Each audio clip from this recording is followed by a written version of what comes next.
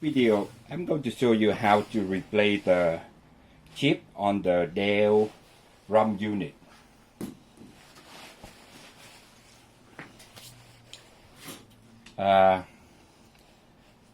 Just take the RAM unit out of the printer and cover with the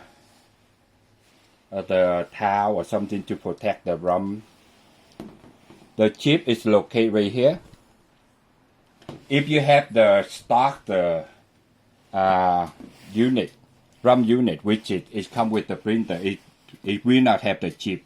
So all you have to do is just install the chip in, and then that's all you need to do. If you have the RAM unit without the chip, if you have the RAM unit with the chip, to remove the chip, just put your finger in here, pull the slab up, and then take the chip out and put the new chip in.